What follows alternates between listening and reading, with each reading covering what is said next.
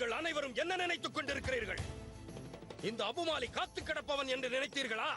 இதோ வந்து விட்டேன். இன்னும் உங்களுக்கு நேரம் இருக்கின்றது. உடனே வந்து பாதம் பணிந்து மன்னிப்பு கோருங்கள். பிழைத்து போவீர்கள். வெளியே வாருங்கள்.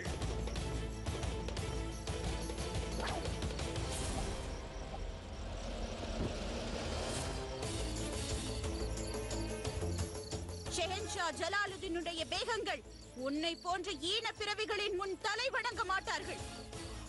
என்ன பார்த்துக் கொண்டிருக்கிறீர்கள்? தாக்குங்கள்!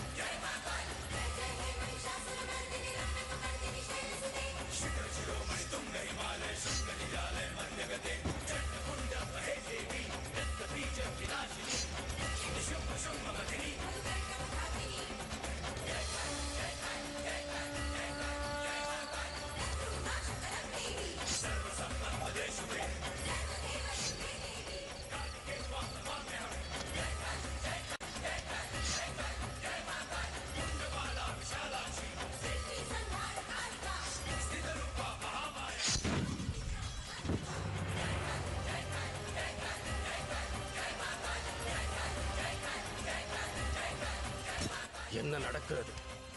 படையினருக்கு வேடிக்கை காட்டுகிறார்களா? இவர்கள் பெண்களே அல்ல, கொடூரமான வீராங்கனைகள்.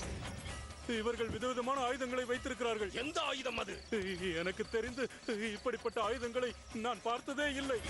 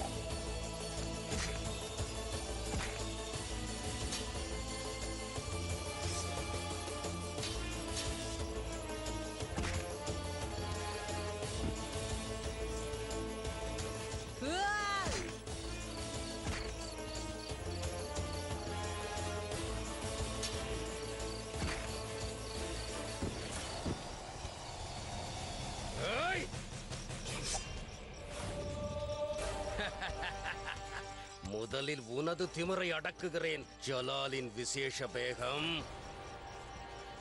ஆட, வில் உடைந்து விட்டதே. இப்போது என்ன செய்ய போகிறாய்?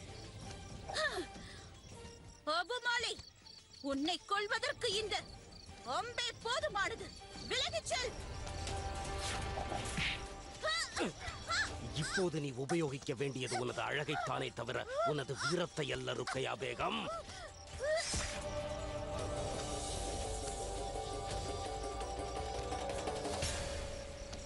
ருக்கையா பேகமிற்கு யாரும் இல்லை என்று எவ்வாறு நினைத்தாய் கோழையே? அந்த புறத்தினரை அடைய நினைப்பது எவ்வளவு பெரிய தவறு என்று நீ நிச்சயம் புரிந்து கொள்வாய்.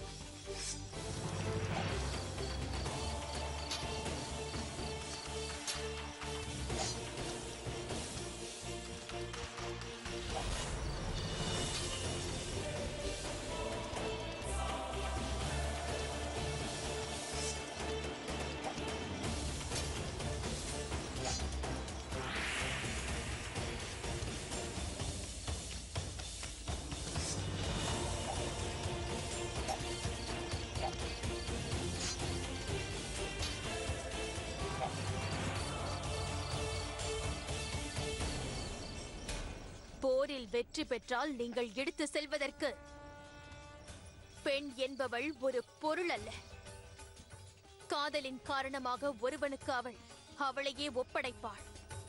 மாறாக அவளை யாராவது அடைய நினைத்தால் அவள் பராசக்தியாக மாறிவிடுவாள். நீ என்ன கூறினாய்? உன்னிடம் எங்களை ஒப்படைத்தால் நீ எங்களை நன்றாக பார்த்துக் கொள்வாயா? பெண்களை பற்றி இழிவாக பேசிய உன்னுடைய நாவை அறுத்து எறிந்தால்தான் எங்களுக்கு நிம்மதியாக இருக்கும் கோழையே. அன்பாலும் காதலாலும் தான் ஒரு பெண் கிடைக்கப்படுவாள் அபுமாலி. நீயே பார், உன்னுடைய அந்தப்புற பெண்களும் சுயமாக இங்கே வந்து விடுவார்கள். ஏனென்றால் உன்னை போன்றவனை எந்த பெண்ணும் விரும்ப மாட்டாள், கெட்டவனை எந்த பெண்ணும் விரும்ப மாட்டாள். நீ ஷெஹன்ஷாவுடைய மைத்துனர் என்பதால் தான் இவ்வளவு நேரம் உன்னை விட்டு வைத்திருக்கிறேன். ஆனால் இப்பொழுது உனக்கு தண்டனை தருவது மிகவும் அவசியம்.